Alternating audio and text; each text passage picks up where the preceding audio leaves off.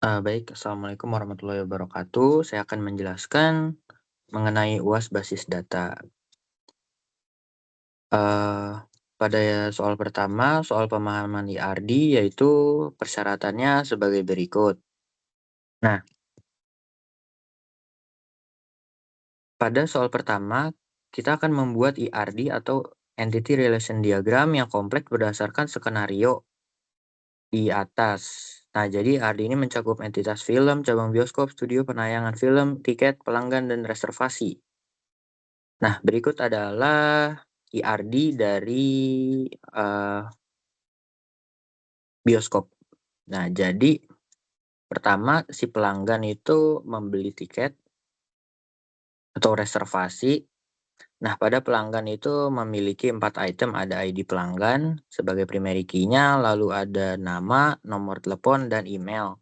Nah, pada reservasi ada ID tiket, tenggat konfirmasi, status, dan ID reservasi sebagai primary key-nya. Lalu, setelah melakukan reservasi, si pelanggan ini mendapatkan tiket yang berisikan tempat duduk, ID penayangan, ID tiket sebagai primary key-nya, lalu ada ID pelanggan dan harganya. Nah, lalu menghasilkan penayangan film. Pada penayangan film ini terdiri dari 5 item, yaitu ada ID penayangan sebagai primary key-nya, lalu ID film, ada ID studio, ada durasi dan jadwal tayang.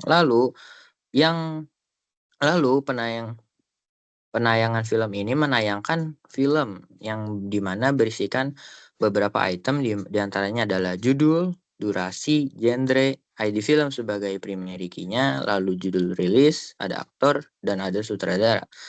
Nah, lalu setelah penayangan film ini menampilkan di studio. Studio ini memiliki 4 cabang, yaitu ada ID cabang, tipe layar, ID studio, lalu ada kapasitas kursi. Nah, ID studio menjadi, primary key-nya. Nah, setiap studio memiliki cabang bioskop. Pada cabang bioskop memiliki beberapa item, yaitu nama cabang, alamat, lalu ada ID cabang sebagai primary key-nya, lalu ada manajer dan nomor telepon. Nah, setelah itu beberapa pembelian ini dilakukanlah, laporan penjualan yang berisikan laporan penjualan tersebut adalah pencatatan, di mana yang dicatat adalah ada beberapa item, yaitu ada ID cabang, lalu ada ID studio, ada ID film, ada ID laporan, total tiket yang terjual, lalu ada tanggal laporan dan total pendapatan. Dan itu akan dicatat melalui cabang bioskop, yang di mana juga akan dicatat di studio dan dicatat juga sebagai penayangan film. Nah, atribut yang ada yaitu sebagai berikut, tabel tiket yang sebagai primary key-nya ada ID tiket dan ID pelanggan dan ID penayangan sebagai foreign key-nya, lalu ada tabel reservasi yang di mana ID tiket sebagai foreign key dan ID reservasi ya sebagai, primary key-nya. Lalu pada tabel pelanggan, ID pelanggan sebagai, primary key, eee lalu pada tabel penayangan film, ID penayangan sebagai primary key dan ID film dan studio itu menjadi foreign key. Pada tabel film, ID film sebagai primary key. Lalu pada tabel laporan penjualan, ID laporan sebagai primary key dan pada tabel studio, ID studio sebagai primary key dan ID cabang sebagai foreign key. Nah, pada cabang bioskop, ID cabang itu sebagai foreign key-nya. Selanjutnya kardinalitas. Pada kardinalitas ini, contohnya sebagai berikut. Yang pertama itu ada film dan penayangan film itu one to many. Eee, karena, film tersebut dapat ditayangkan oleh beberapa penayangan. Lalu cabang bioskop dan studio itu, many to one karena beberapa cabang bioskop itu menjadi satu studio.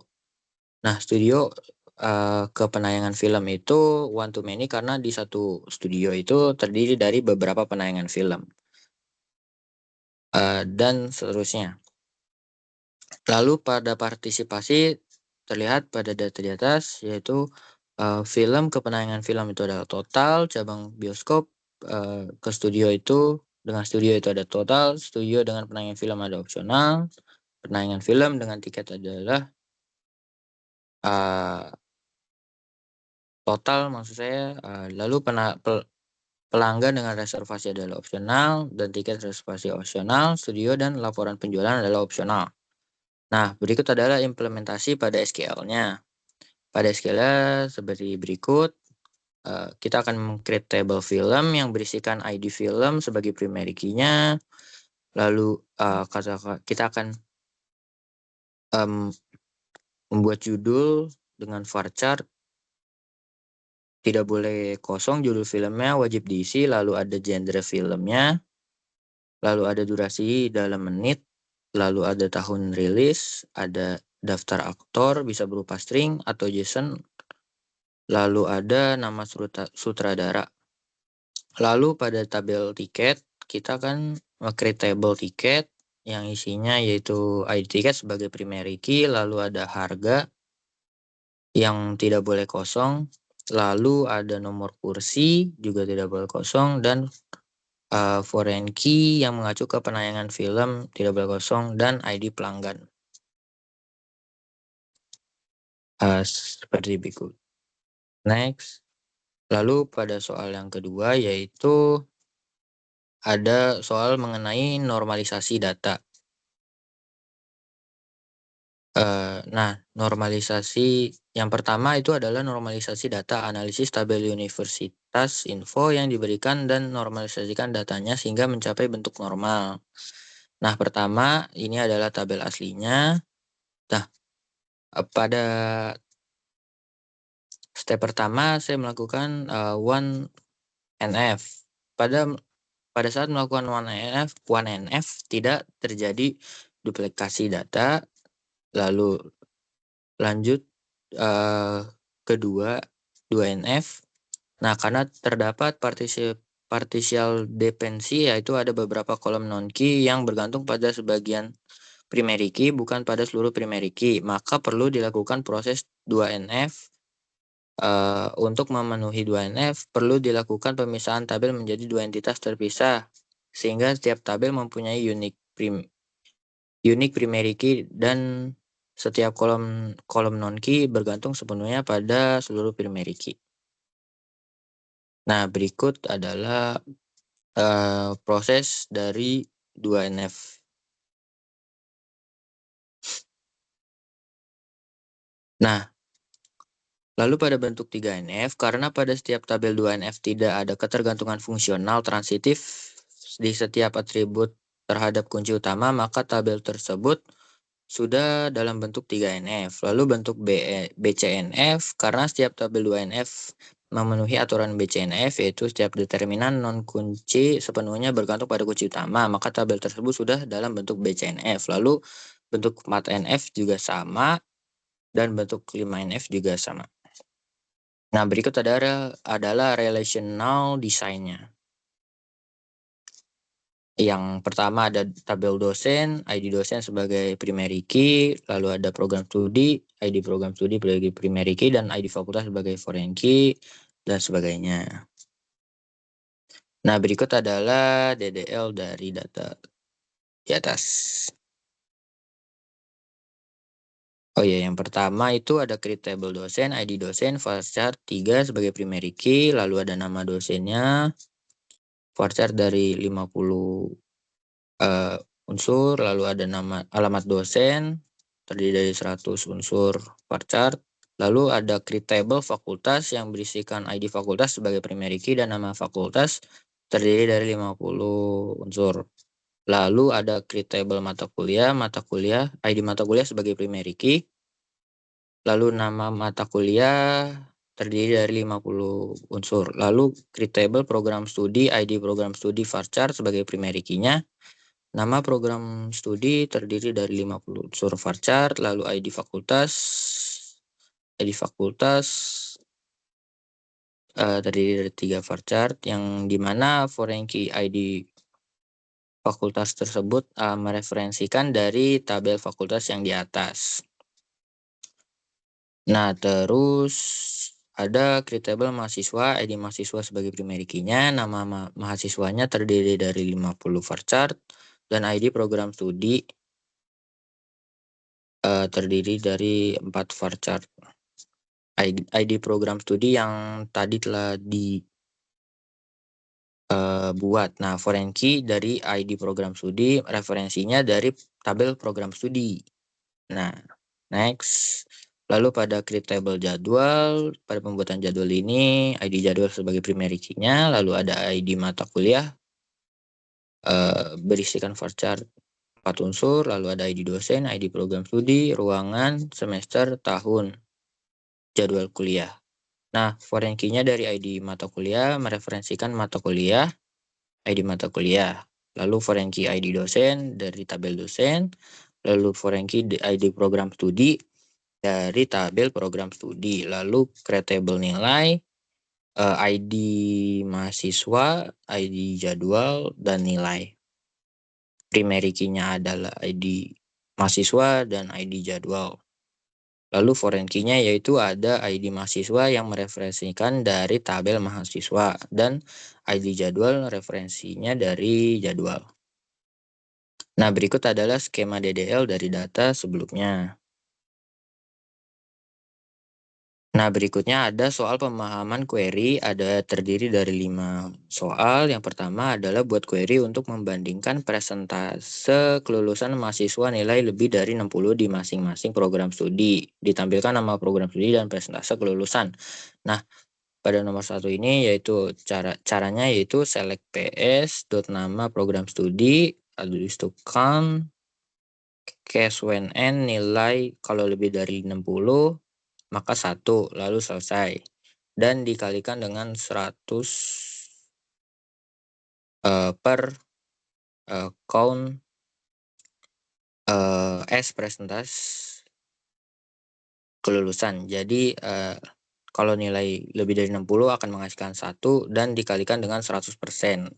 Itu dari program studi PS. Lalu melakukan inner join mahasiswa on ps.id program studi sama dengan m.id underscore program studi.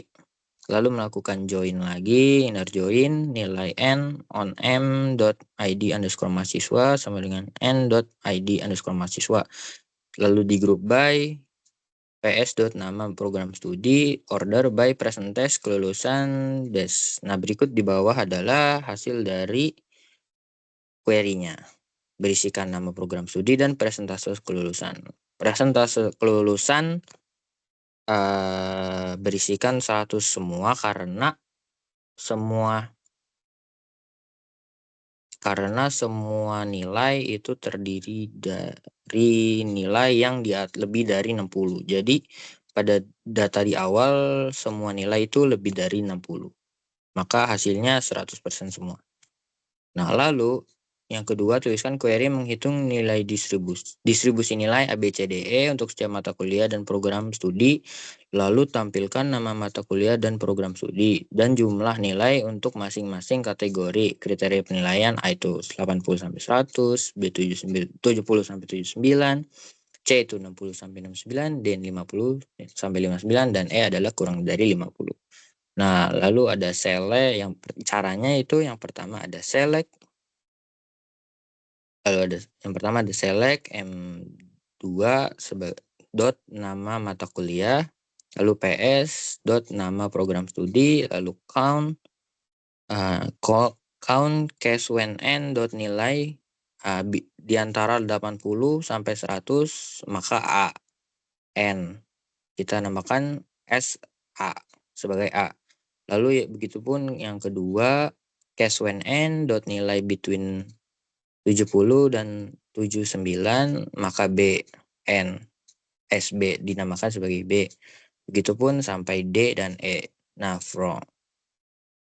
data di atas diambil dari from nilai N. Lalu melakukan inner join mahasiswa M on m.id mahasiswa sama dengan m.id mahasiswa, lalu ke join lagi dengan jadwal, lalu join lagi dengan mata kuliah, lalu join lagi dengan program studi, dan di group by. Di group by M2 dot nama mata kuliah dengan PS dot nama program studi, lalu di order by dengan program studi dan mata kuliah. Nah, hasilnya seperti yang di bawah. Nama mata kuliah yaitu terdiri dari desain arsitektur, teknik bangunan, dan lain-lain. Nama program studinya, lalu ada nilainya. Semua nilai A semua karena lebih dari 80. Semua nilai yang ada di awal itu di atas 80 semua, maka datanya berisikan di atas A semua. Lalu yang ketiga, tuliskan query untuk menampilkan daftar nama mata kuliah yang diajar oleh lebih dari satu dosen, termasuk nama mata kuliah dan nama dosen yang mengajar. Nah, yaitu caranya select M dot nama mata kuliah, string h, d dot nama dosen, koma, kita namakan sebagai dosen pengampu from jadwal. Lalu lakukan inner join pada dosen, pada tabel dosen, lalu lakukan join lagi berdasarkan mata kuliah, lalu di group by. Di group by dengan nama mata kuliah, lalu having count distinct d.id dosen lebih dari satu. Jadi dosen yang mengajar lebih dari satu. Jadi matkul yang diajar lebih dari satu dosen, begitu. Jadi matkulnya itu algoritma yang terdiri dari dosen. Ada empat dosen, yaitu Budi Santoso, Eka Wahyu, Budi Santoso, dan Budi Santoso. Jadi ada 2 dosen ya. Ada Budi Santoso dan Eka Wahyu. Next, lalu yang keempat ada query untuk membandingkan rata-rata nilai mahasiswa di setiap fakultas. Tampilkan nama, lalu sebagai di atas, select from average nilai, rata-rata nilai, lalu from fakultas, join program studi, lalu join mahasiswa, join nilai, lalu di group by, dan di order. Datanya seperti di bawah. Lalu yang kelima, tuliskan query untuk menentukan apakah ada mahasiswa yang memiliki rata-rata tertinggi secara konsisten. Lalu dilakukanlah query sebagai berikut. Ya. Nah, pada hasil akhir tidak ada hasil yang keluar karena tidak ada mahasiswa yang konsisten di setiap semester rata-rata. Jadi rata-rata tertingginya tuh tidak ada. Jadi naik turun, tidak konsisten. Baik, sekian dari saya. Kurangnya mohon maaf. Wassalamualaikum warahmatullahi wabarakatuh.